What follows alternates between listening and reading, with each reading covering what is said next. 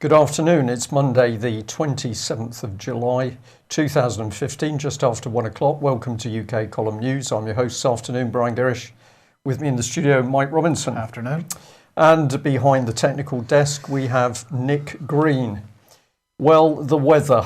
I think actually we're just going to leave the weather. It was so appalling over the weekend, particularly yesterday, and pretty grim here in Plymouth. I think the most other people in the country are having some pretty gloomy weather. If you're not, do tell us and we'll give you a special word tomorrow.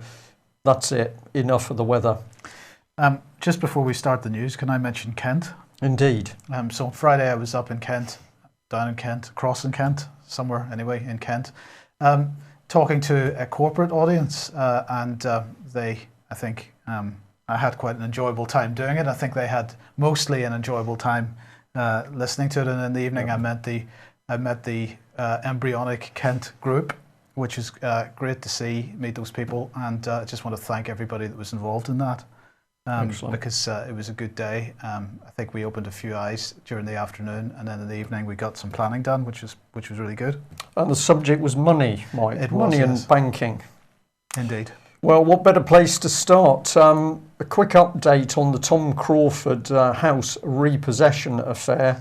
And of course, what is this matter really about? Well, it's about the fact that we are seeing corrupt courts assisting principally private bailiffs companies to simply steal people's properties.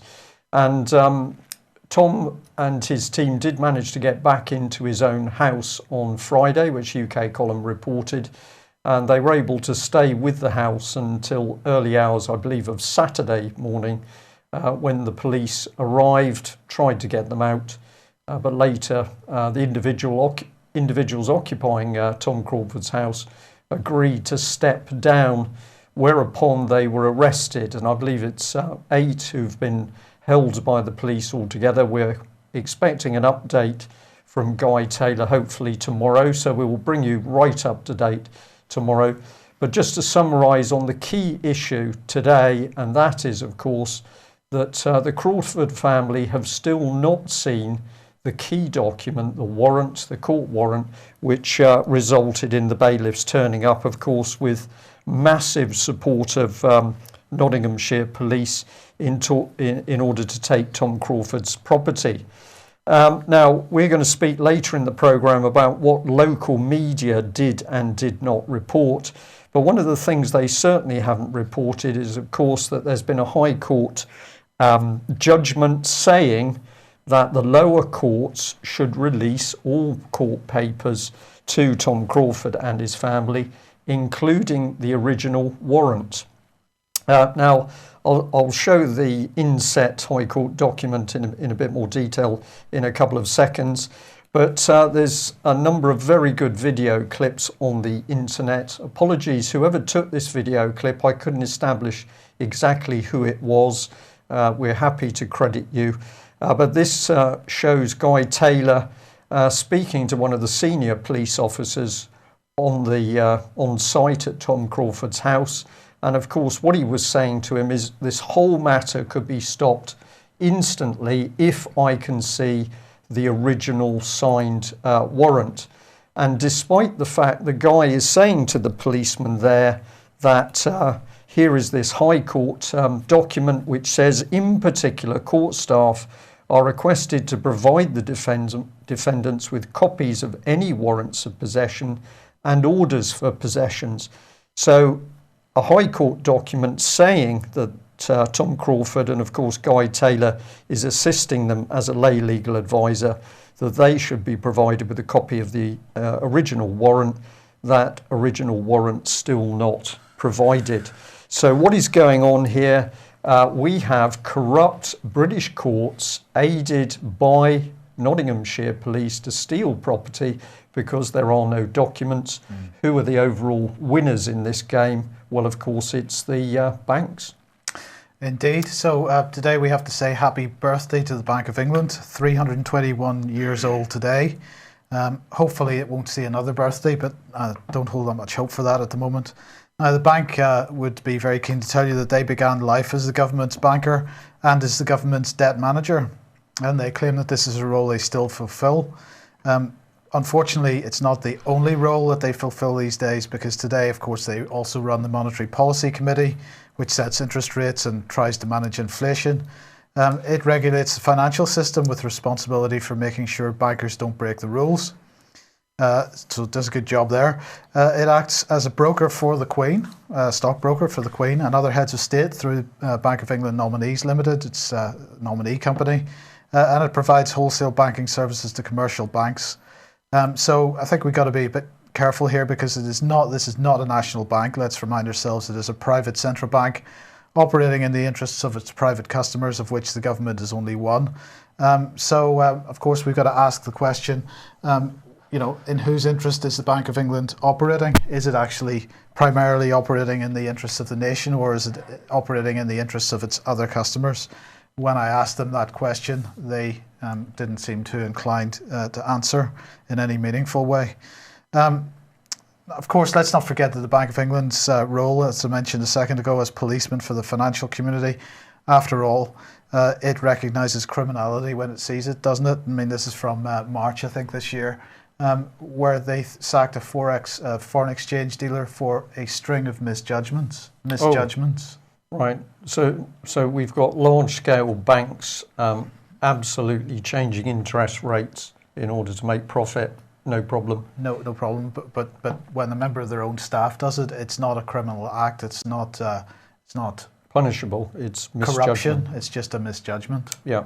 So this is the organisation in charge of managing the the veracity of the financial system. I don't think they're really equipped. They're certainly not independent. No, well, maybe these are Canadian views, because, of course, whatever the Bank of England is or is not, we've got a Canadian heading it up. So his interests are clearly not for Britain. They must be for Canada, presumably. Well, maybe this is a good point just to bring in this little booklet here, which is becoming available. It's called What Exactly is Austerity? Answer is just a huge provable lie.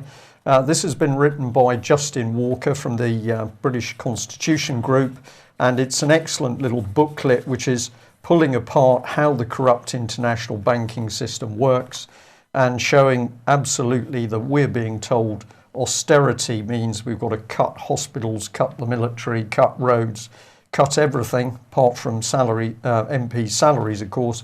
But as Justin proves in this little book, it is one big lie. And we could solve the trouble in this country and indeed other countries worldwide overnight by getting a grip of the monetary system. So we will tell you more about that little booklet in due course. Well, if we talk about money, obviously the Chancellor is very much in the driving seat. And thank you very much to the viewer who pointed out this interesting little video clip, which is on YouTube, in which Dennis Skinner MP is simply calling George Osborne a cokehead. It's quite remarkable. Mr. Skinner is obviously a man who has still got views and values which count. And what he says is the only thing that was growing then were the lines of coke in front of Boy George. It's clearly indicating the Chancellor and the rest of them. And what was the result of this comment? That he was asked to leave the chamber.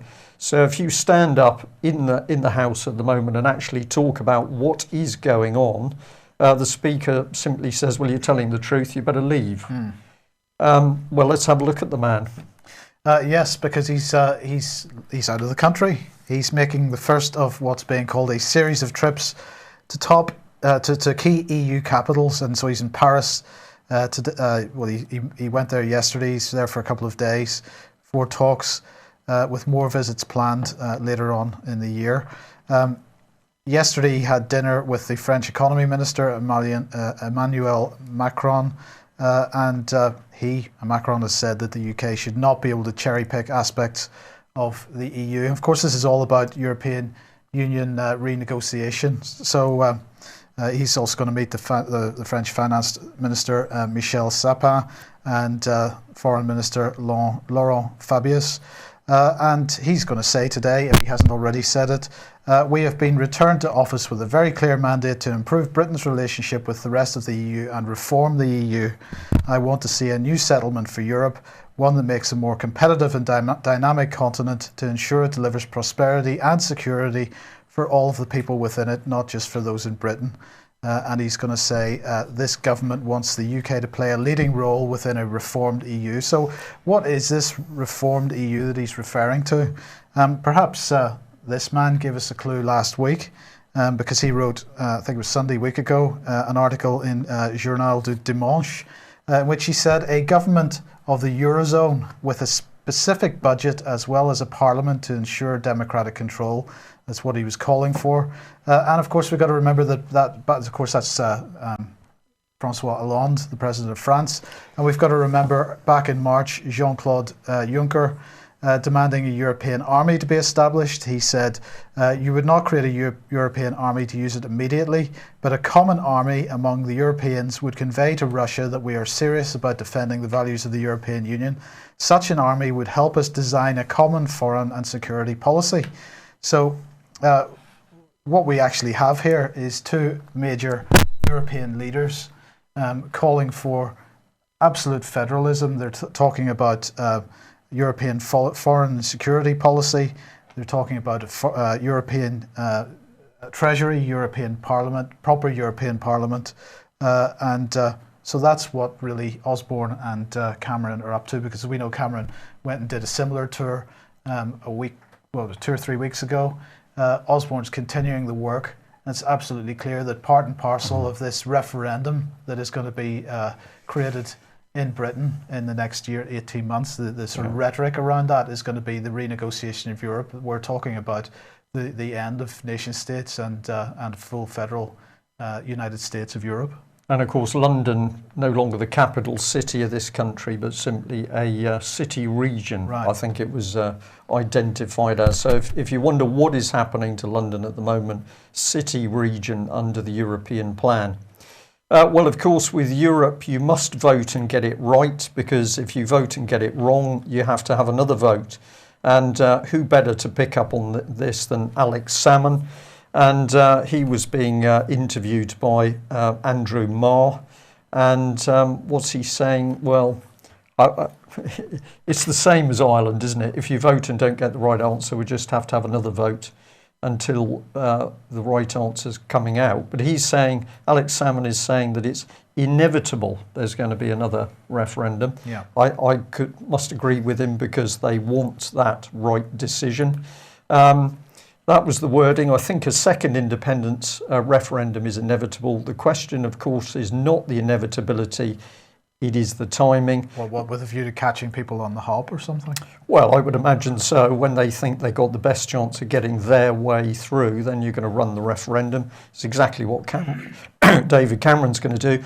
Of course, what did Andrew Marr not ask? Well, he didn't go anywhere near the Holly Gregg abuse papers, because, of course, questions over what happened to those abuse papers have still not surfaced. However, we've got some pretty interesting things happening south of the border.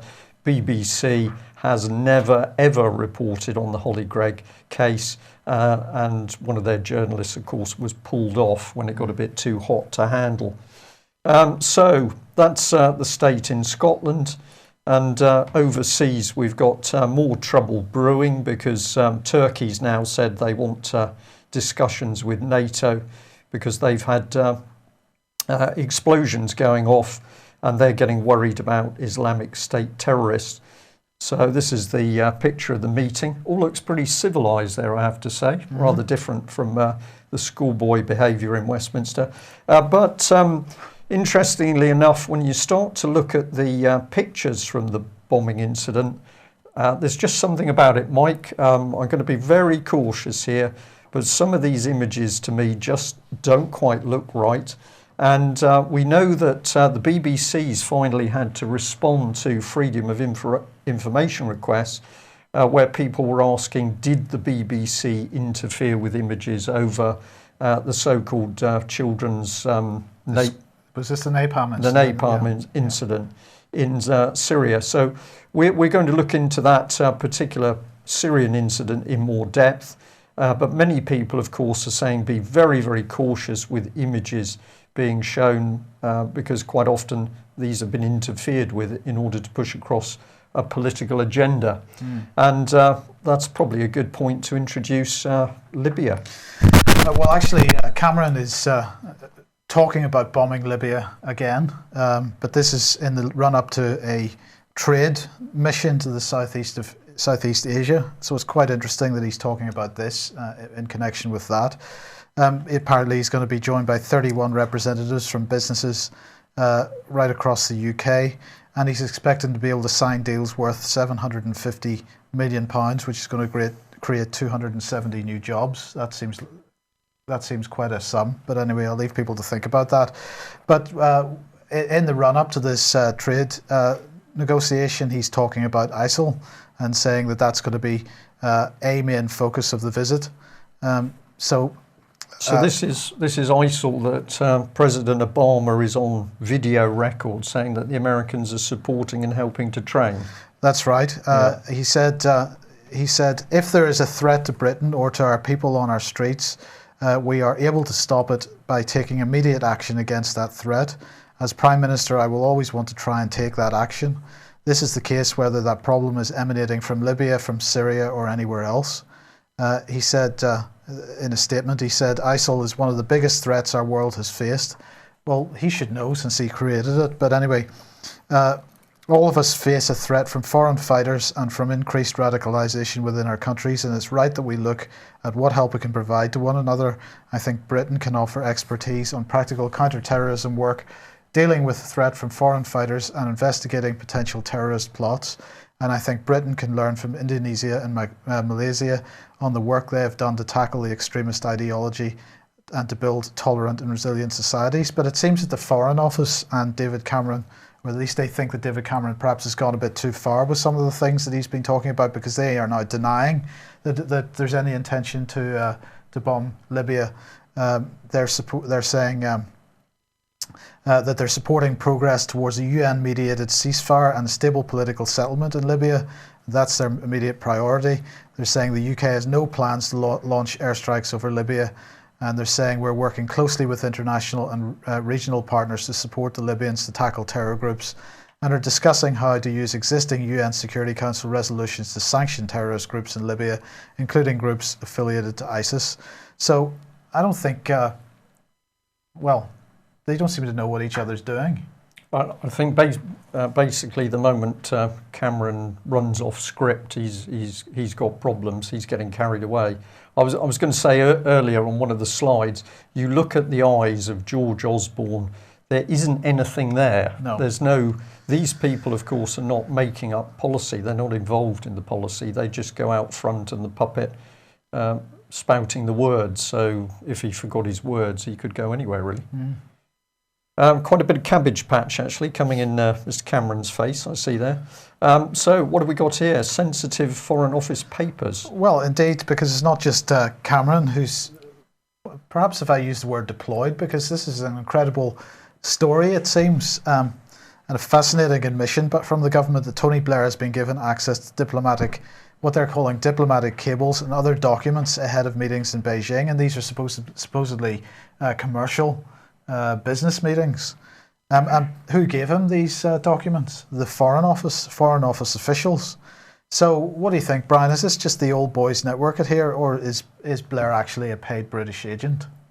Well, yeah, paid British agent, I would say, for causing trouble in the world, which he's done a really good job of. But it is quite incredible. Is this man part of the government or not? You seem like Mandelson, you seem to be able to drift in and drift out, depending which way the wind's blowing.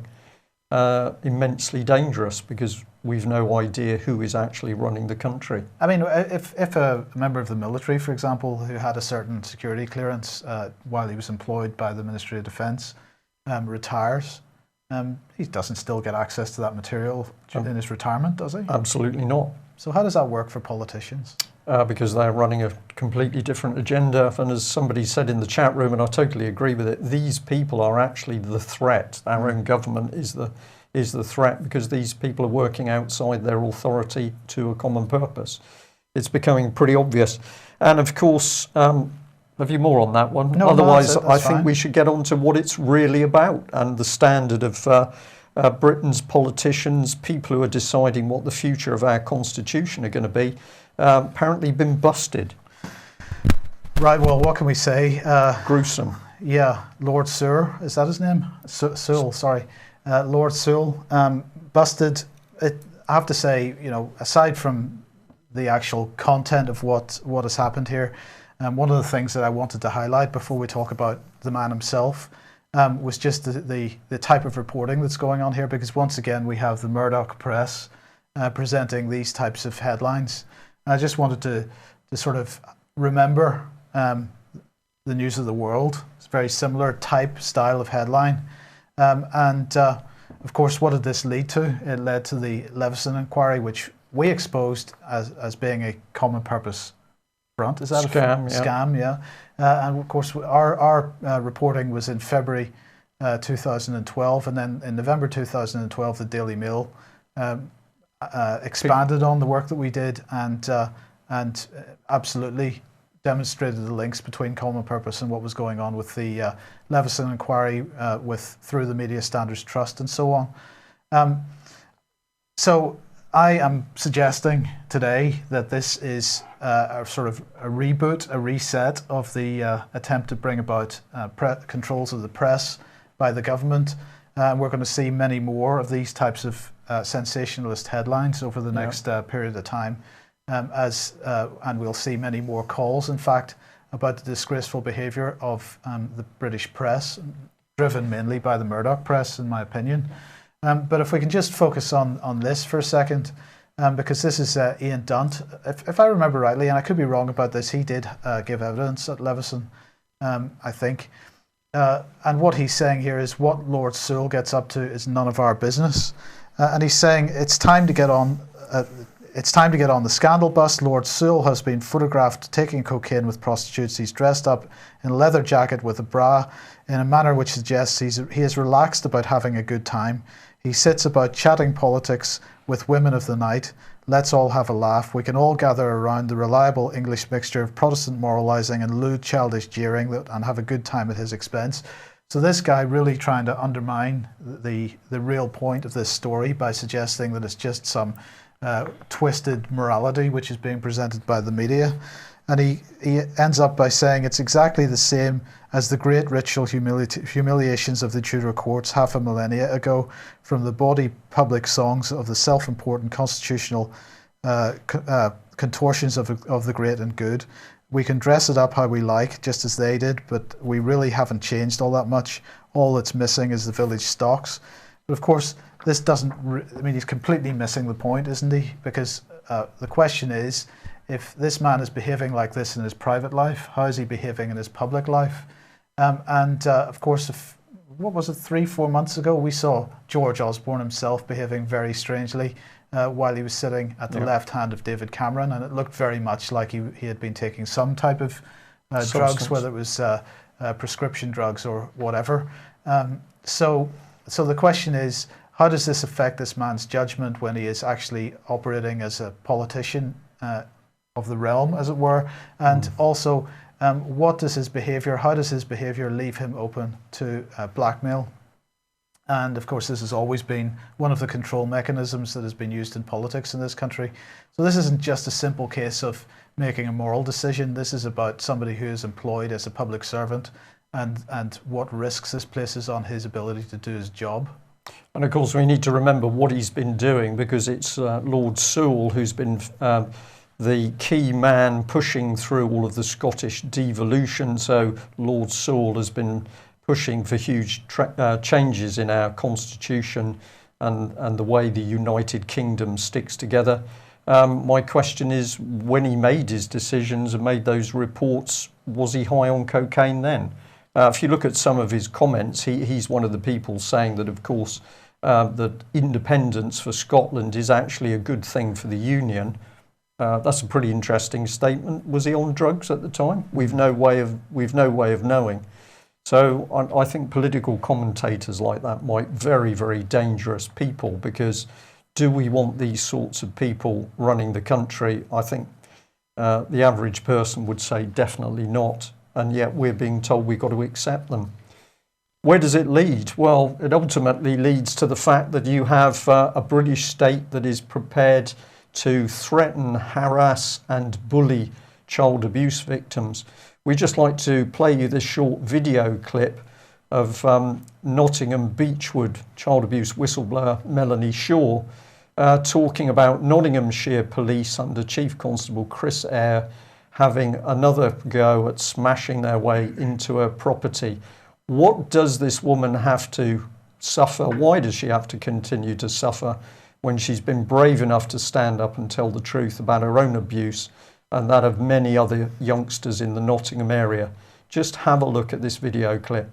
Friday the 24th of July, on the 22nd of July, I'm sat at home and Nottinghamshire Police, on behalf of the Cambridgeshire Force, the Derbyshire Force and themselves, broke into my house yet again. 2 police cars and a riot van came. I'm handcuffed in my lounge, dragged onto my garden and arrested on suspicion of harassment under 3 forces. They put me at a risk 4, MAPRAV, and alerted all police forces. I've been held in custody for 27 hours. No inspector has authorised my detainment for more than 24 hours, which is illegal. I've not been charged with anything and I've not been bailed with anything. I've been released. I've been beaten up in the police van. I was took out to hospital for no apparent reason and just drove back. Members of the public at the Queen's Medical Centre in Nottingham filmed that and then dragged in a police van to be put in a cage at the side door by a male officer alone. He's gone and injured my hand, nearly breaking my wrist. It's all swollen and the skin's damaged. It's bruised on the inner bit of my arm, and I've just come back from my doctor Mark Stevens and had it examined. I'll be putting a complaint in to the Police Complaints Commission about my treatment and injuries in custody and the fact that no inspector came and authorised my detention. All this again is for trying to stand up for the rights of children in care today that are still being abused and the fake and false investigation into Operation Daybreak. I'm not going to shut up, I'm not going to go away, and if you want to keep intimidating me, the more that you harangue, harass, bully, assault and abuse me, the more you make it worse for yourself. Mickey Summers is standing by me, the rest of the public are, and the other people that are absolutely disgusted by Police Nottingham. You showed your true colours on a UK column, archive footage from the 23rd, that is archived on ukcolumn.org/archives, where when we hired a function room at the Tally Ho pub to speak about Tom Crawford's illegal eviction, because we'd gone and hired a function room to do filming, armed police, two lots of armed police, 9 other vehicles, riot vans, you got police tape and sealed off a private estate of detached properties. No crime had been committed. We're not frightened of you, Nottinghamshire Police. We're not 300, 500 random members of the public that will stand by and watch the police brutality carried out by Chris Eyre, and just because you're in uniforms think you're doing your job. We won't tolerate that. We won't be silenced, and we're not going away. I don't know if Wendy's going to say something. Because you was troubled, weren't you, when you got a broken arm by the police? I was visited by Cambridgeshire Police the day after Melanie left my home, and they were quite intimidating. 2 females came in the house, tried to frighten me into telling them Melanie's whereabouts, which I refused to tell them. When I opened the door to let them out, there were 2 huge policemen outside the door. I could not stop laughing. Right, that's... Well, what an amazing video clip, and how brave is Melanie Shaw, quite extraordinary. There she is standing up for her rights and those of other child abuse survivors. She's got a smashed door behind her. She's had a back door trashed by Nottinghamshire Police. Thugs in uniform is how they've been described. She's been bullied, harassed, followed, thrown in prison, put in solitary confinement, denied medical treatment. And while she suffers that, we've got Lord Sewell spending money on cocaine and prostitutes on his £300 a day allowance from the Lords. And we've got Chris Eyre, beg your pardon, we've got the Chief Constable of Nottingham Police, who is Chris Eyre, who is able to put big teams out on the streets, not only for Melanie Shaw, but also, of course, for Tom Crawford.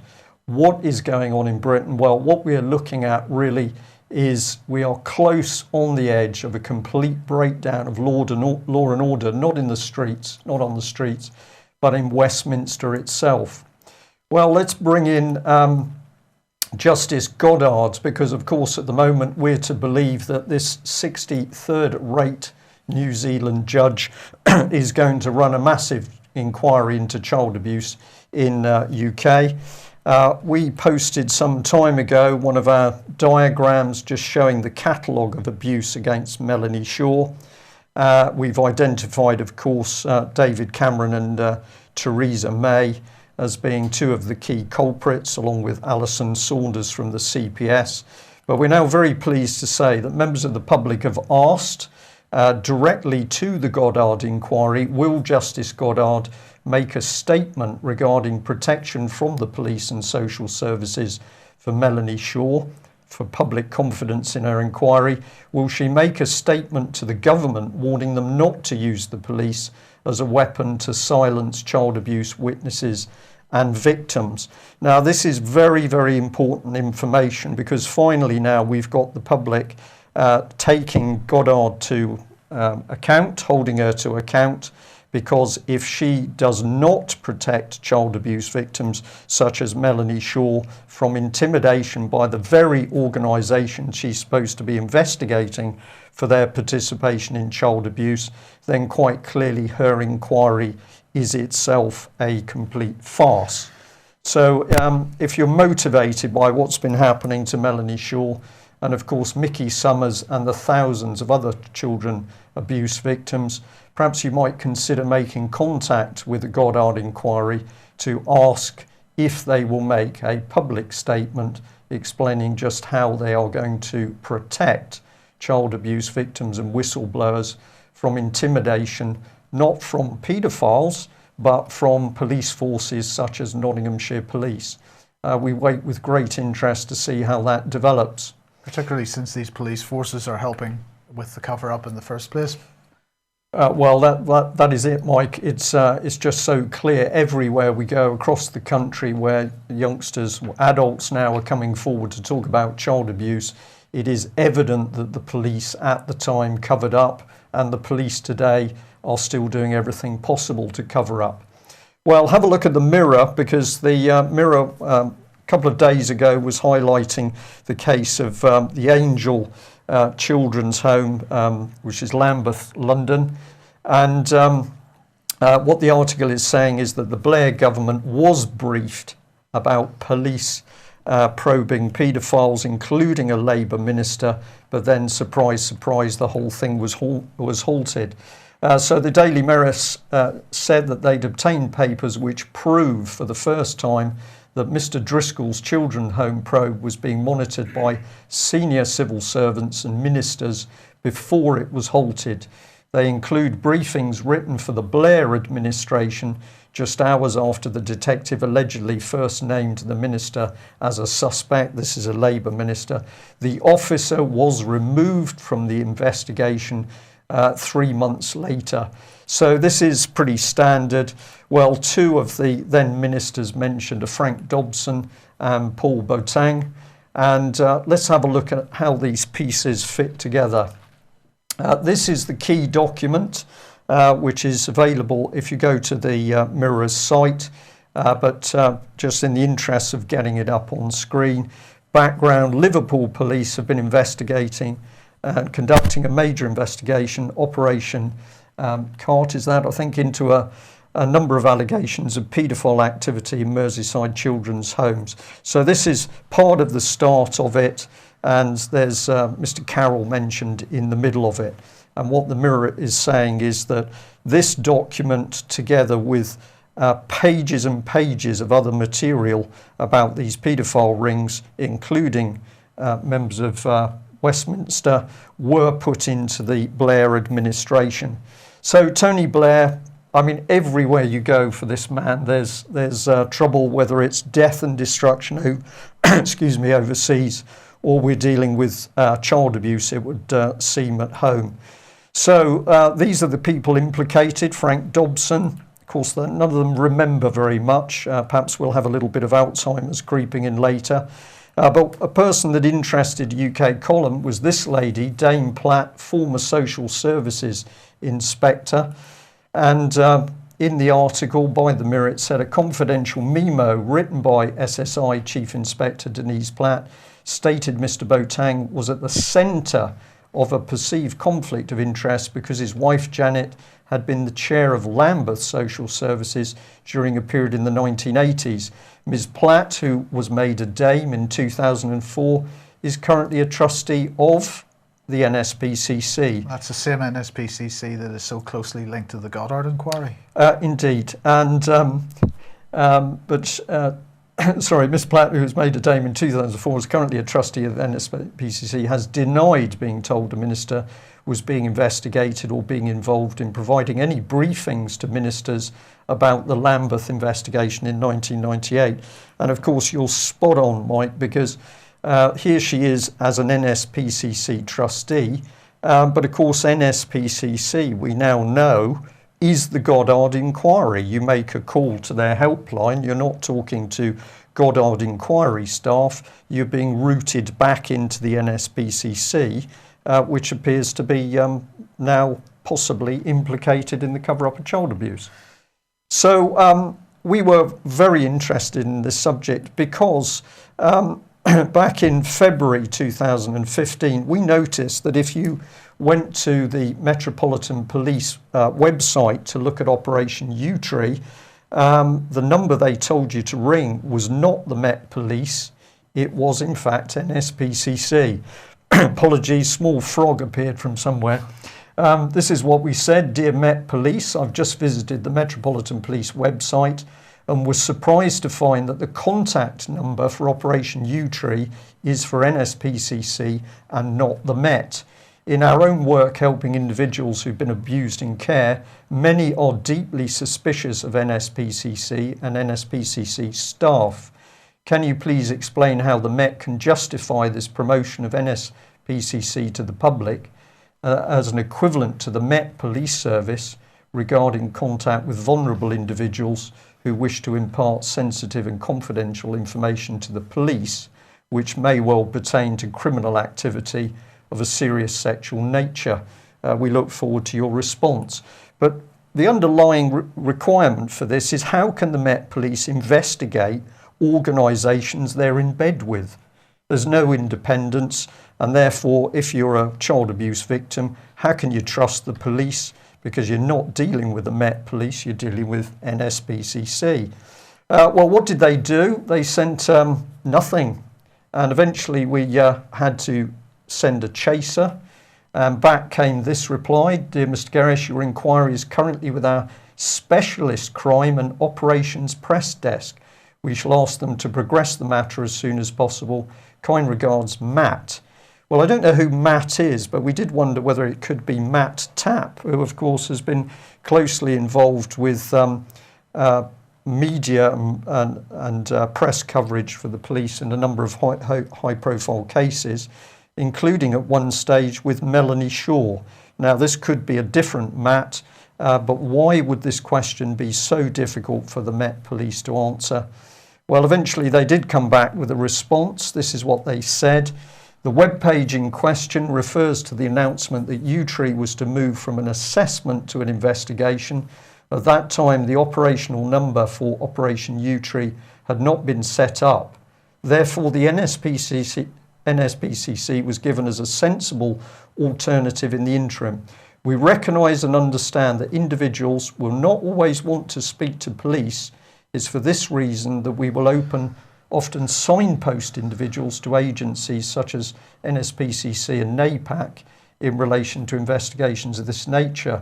Throughout the course of Operation Yewtree, the NSPCC and NAPAC have proved invaluable partners to the Metropolitan Police Service, taking a number of calls from victims. We have every confidence they have the relevant skills and knowledge to deal with vulnerable individuals in the most sensitive manner. It is for this reason that we've continued to promote their number and that of NAPAC alongside our own. So Metropolitan Police doing a serious investigation, and they can't set up a telephone line. They can, well, it was City of London police can spend 1.5 to 3 million chasing Ian Puddock, but the police, when they're going to investigate massive child abuse, can't actually set up a telephone line, so they push it across to NSPC.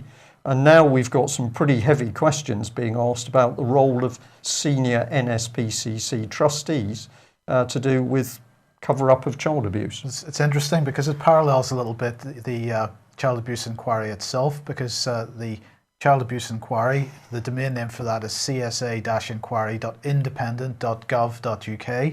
So it's apparently a government, an independent government initiative, and yet they're using Google's email services. And so you've got to say that if somebody wants to contact them in a confidential manner, there is no confidentiality. And it's the same if somebody wants to contact the Met in a confidential manner, they're promoting a telephone number which isn't even the Metropolitan Police. It's quite an incredible situation. Well, it's extraordinary, unless you say something very, very dirty and underhand going on, that the police deliberately do not want to do their jobs. So what do? You spread responsibility sideways. They can later claim, well, of course, it wasn't us, it was them over there, but they're working together. This is an absolute abuse of power. Misconduct in public office is what I would say.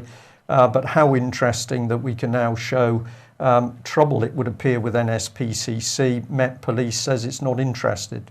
Perhaps that's why they haven't actually managed to catch any paedophiles within the establishment and around Westminster. Okay, a couple of general stories then. Interesting comments from Poland with regard to the euro and their entry into the euro. This is former Polish Prime Minister Marek Belka, who is currently head of the Polish Central Bank. And he gave an interview with the Daily Telegraph and said, he was asked about Poland joining the Eurozone, and he said, you shouldn't rush when there is still smoke coming from a house that was burning. So it's simply not safe to do so. As long as the Eurozone has problems with some of its own members, don't expect us to be enthusiastic about joining. So that's pretty interesting.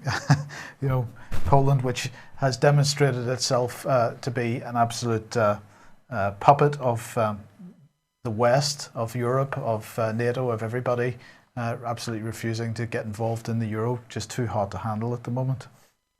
And meanwhile, back here, Jeremy Corbyn continues to face the most unbelievable vitriol from just about every direction. It's quite incredible. You know, I'm not going to say that I'm particularly in support of Jeremy Corbyn's policies, aside from the fact that he openly supports proper splitting up of the banks. So I certainly support that policy. But whether I support many of his others, I can't say. In the meantime, you know, they're now saying that if he does win the leadership election of the Labour Party, they're going to actively work against him from within and attempt to destroy. So what does this tell you about the Labour establishment if they are coming out and saying to their membership, if you vote for this man, we will work to destroy the party from within and absolutely will not get behind the leader that you have chosen? Well, I think what we're seeing here is maybe the last battle between old Labour and new Labour, Mike. That's one thing. The other thing is how fascinating that I think it was Andrew Marr again asked Jeremy Corbyn, are you a Marxist? And then several of the papers are making a big thing that he said, well, actually, I haven't read enough of Marx. But you had Ed Miliband, who sits there bred and groomed in a Marxist family. BBC doesn't ask him the question at all. In fact, anybody who did was some sort of racist. Just they are really going for this man. They're obviously very frightened of him. Indeed, it's incredible. Well, have a look at this lady, because you would have thought that Theresa May would have been going flat out to deal with child abuse in the establishment. But no, she's been in an empty parliament in order to spar with Boris Johnson over water cannon. And apparently she's got pretty tough and said that the police need to put forward a proper business case to see whether they can have their water cannon. And Boris Johnson is not really giving in, but he says he's backed by David Cameron. So just have a look at it. Empty house there, no interest amongst MPs, but interesting words, isn't it? Theresa May says it's to do with a business case from the police. Well, it's interesting. You say it's an empty house, Brian, but of course there's about 4 or 5 times more people there that were at the last child sexual abuse debate. Yeah. So clearly, we've got 650 MPs in that parliament, and 3 of them are actually actively attempting to campaign on the issue of protecting people from children from sexual abuse. So it is a relatively full house there. Yeah.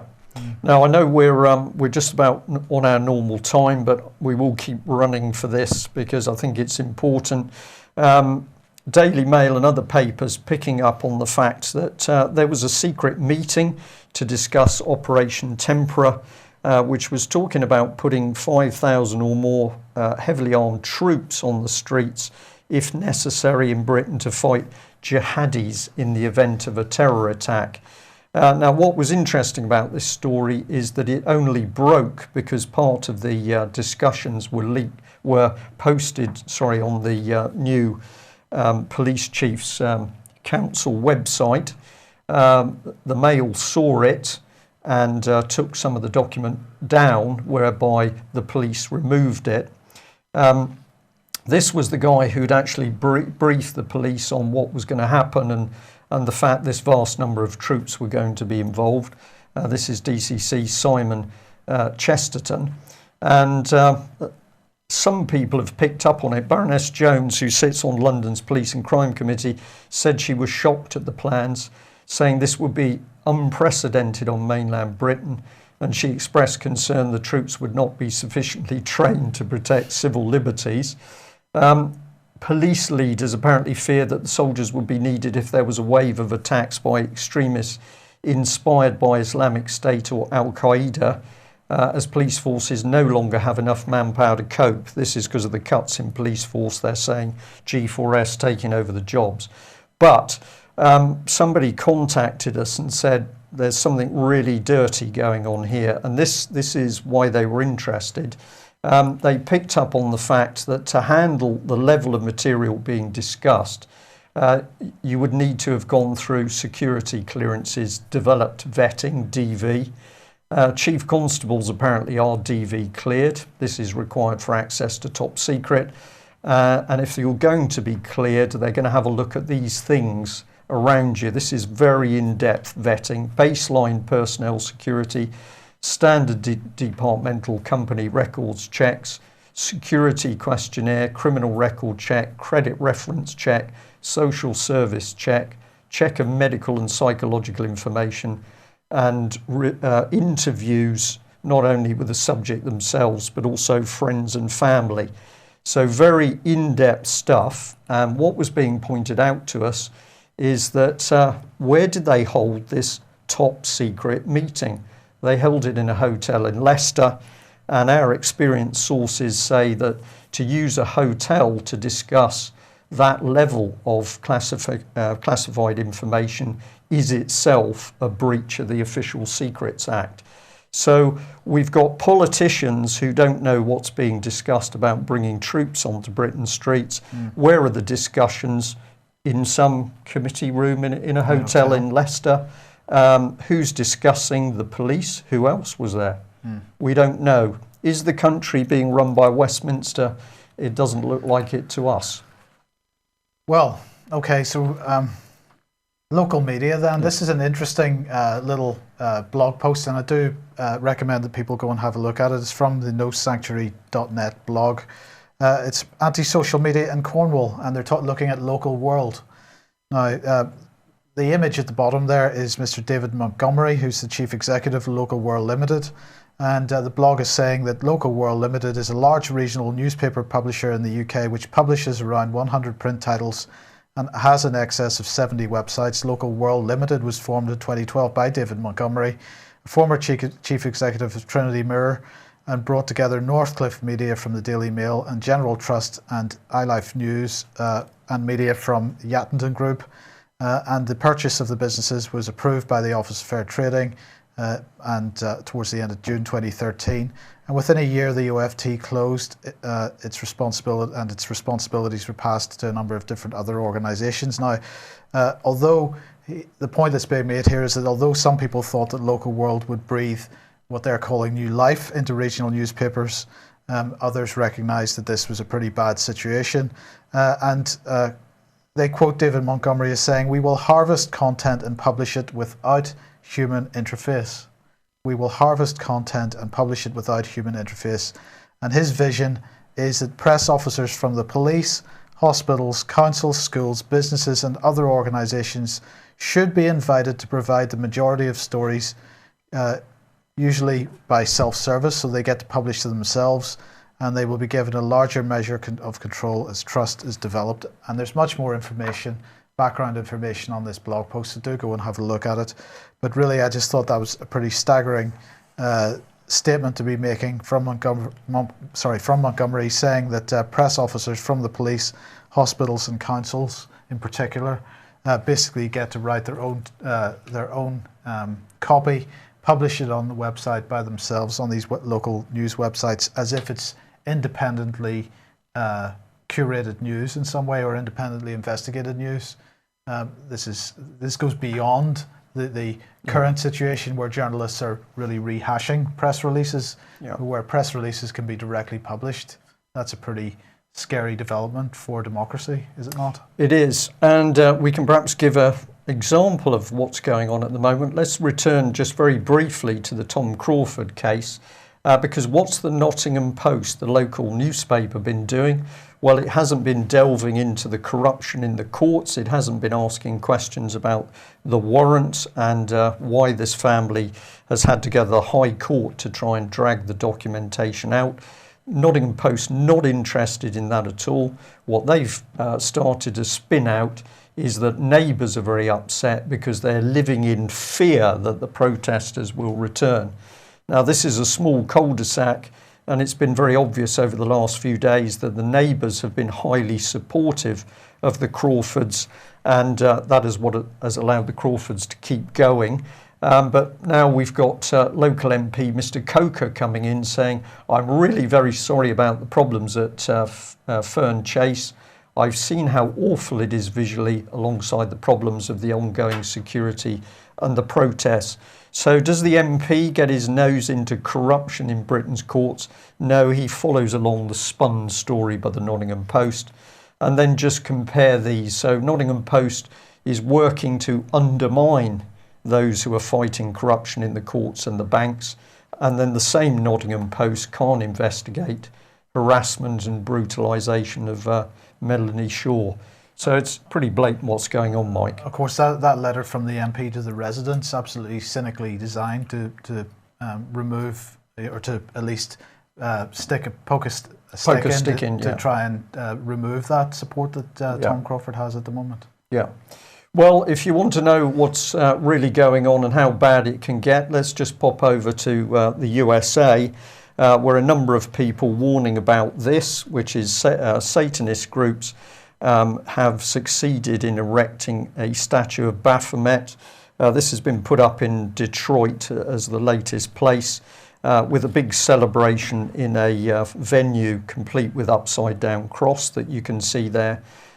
We just like to remind our audience that if we've got Satanism growing in the USA, of course it's our own government that's approved Satanism for use on board ships of the Royal Navy. And is it a surprise that we've got child abuse soaring in both countries? Some people might say it's a coincidence, but I think we're going to say there's something rather darker going on here, which requires some serious investigation. Well, that brings us to the end of a slightly elongated news today. Any announcements, Mike? Crane Report Fracking Nightmare on as usual tonight, beginning at 7:30. Okay, join us then. Excellent. A couple of you have asked about this booklet from Justin Walker about austerity. It's just a huge provable lie. We will put out more information about how you can get hold of that. Thank you for joining us.